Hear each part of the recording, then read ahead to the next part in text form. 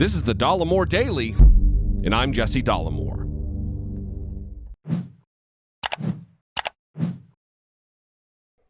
Among the many beautiful, poignant, and truly wise words imparted upon the world before her death in 2014, Maya Angelou famously said, "When someone shows you who they are, believe them the first time."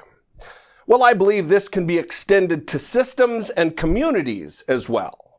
Remember back in June of 2015, when a kids' pool party in McKinney, Texas, was ambushed by an insanely overzealous white cop who not only barrel-rolled his way onto the scene like a dipshit, but also terrorized and abused, both verbally and physically, the children in attendance.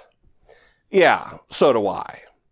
Rather than focus on his duty to protect and serve, the dangerous goof with the gun, Eric Casebolt, wanted to be known for putting the force in law enforcement.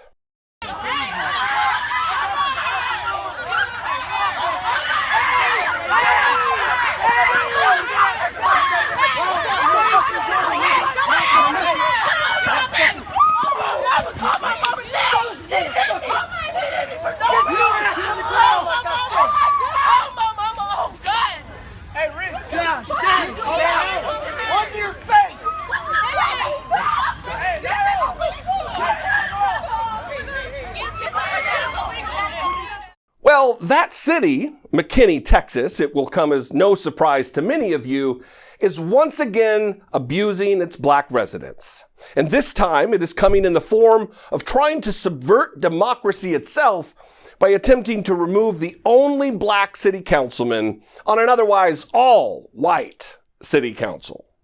And you may be asking yourself why. Why is this effort, which has been organized and funded by white people, underway? What did La'Shadion Shemwell do? He didn't extort money from the city or engage in election fraud or any number of other actions that would justify removing an elected official.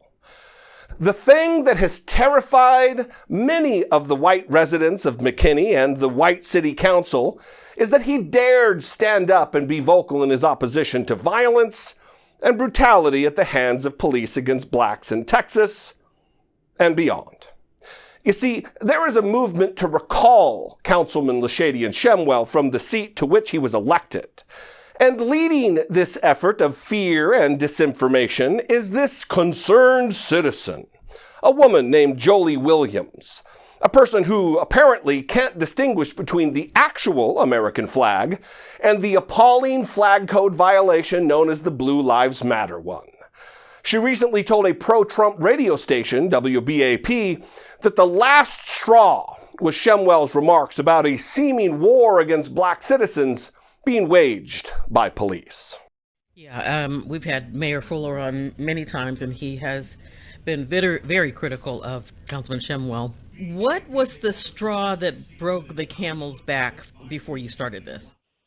There's been many incidents throughout his term in office. What really prompted this was stating that the state of Texas and its local government, specifically law enforcement, declared war on residents and conspiring to kill and injure them. The false narrative violated the trust and support of the residents of McKinney. In the beginning of her question, the host there mentioned that the mayor of McKinney, a man named George Fuller, has been very critical of Councilman Shemwell. Let's put in clearer perspective who Mayor George Fuller is and where he stands on matters of race, and specifically the epidemic of police terror perpetrated upon too many in the black community. After his officer, Eric Casebolt, assaulted children, George Fuller failed to singularly and outright condemn the cop and instead pulled the Donald Trump with a both sides comparison, calling the child victim in this case a verbally abusive, disobedient girl. On your face! Classy, right? Well, Mayor George Fuller is but one of the members of the McKinney City Council who is signing on to the effort to recall their only black city council member. Along with this diverse group of prolific pumpkinheads, fellow council members, former cop Frederick Frazier, Rick Franklin, and Mayor Pro Tem Rainey Rogers.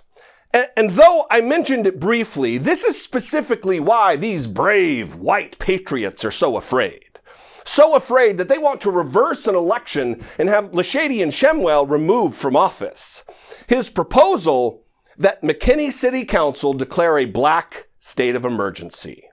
Here he is speaking about it during official proceedings.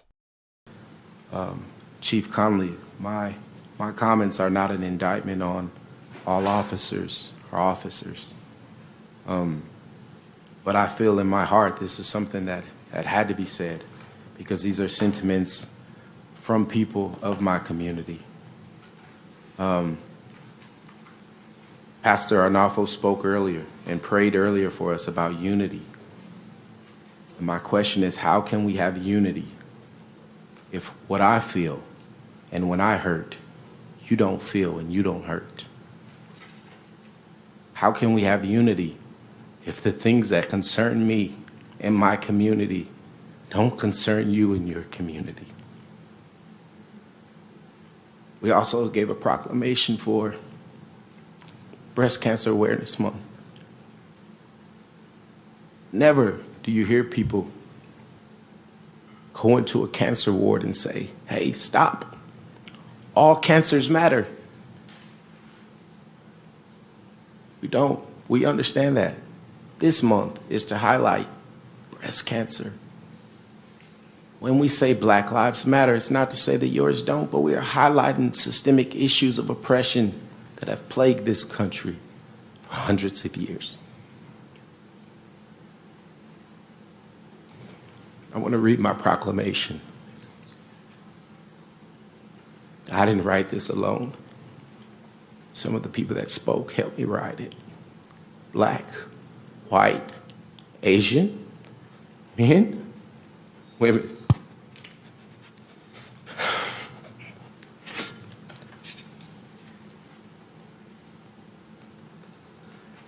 Who do I tell my children to call when 911 is killing my people?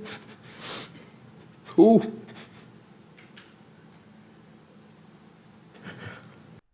That was a man with heartfelt emotion about serious concerns related to very real problems in our country.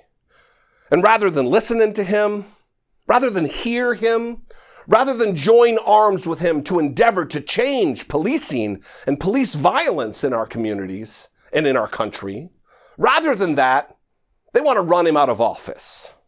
The utter indecency of shameless cowards never ceases to amaze me. And while I ended the clip before he read them himself, here is some of that which he wanted included in his black state of emergency. Whereas the state of Texas and its local governments have demonstrated a pattern and practice of discriminatory and biased conduct by and through its law enforcement officers and officials, which deprives black and brown citizens of rights protected under the Constitution and laws of the United States. Whereas the state of Texas and its local governments have declared war on black and brown citizens by conspiring to kill, injure, oppress, threaten, and intimidate, and to willfully deprive citizens of their constitutional rights while acting under color of law. And whereas in 2015, studies showed Dallas-Fort Worth ranked third in the nation for rate of fatal police shootings, studies also showed that 1 in every 1,000 black men will die at the hands of law enforcement, compared to only 39 of every 100,000 white men. And the cowards on the McKinney City Council and those who signed Jolie Williams' asinine recall petition want him gone. To them, there is nothing more frightening and dangerous than a black man willing to speak his truth and hold opinions they don't share, especially when he's armed not just with grievances, but also with solutions. You see, at the end of this black state of emergency declaration, there are proposals as well. Update Texas use of force laws to ensure that peace officers avoid using deadly force at every possible opportunity. To require additional training for all law enforcement officers, including de-escalation training. to establish the Racial and Identity Profiling Advisory Board and require each state and local agency to report data on all stops conducted by officers that includes demographic and circumstantial information related to the stop.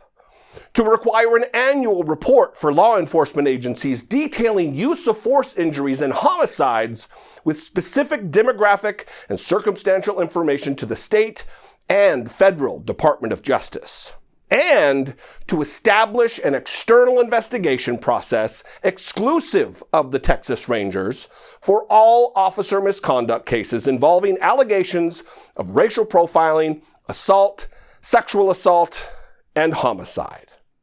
And then he finally concludes by stating something that no rational, no freedom-loving, no decent American person could possibly oppose.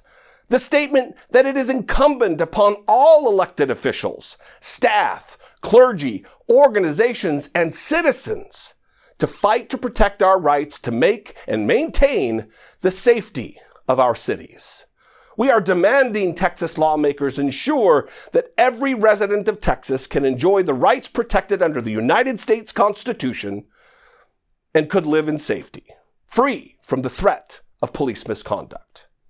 But in the wake of the tragic and sickening local deaths of both Botham Jean and Tatiana Jefferson and the countless others nationwide, instead of joining La'Shadion Shemwell to rise and demand a stop to the madness, a stop to the unjustified loss of life, they rise to demand his removal from office because they are weak. They are un-American. They are cowards who betray their oaths to support and defend the Constitution of the United States.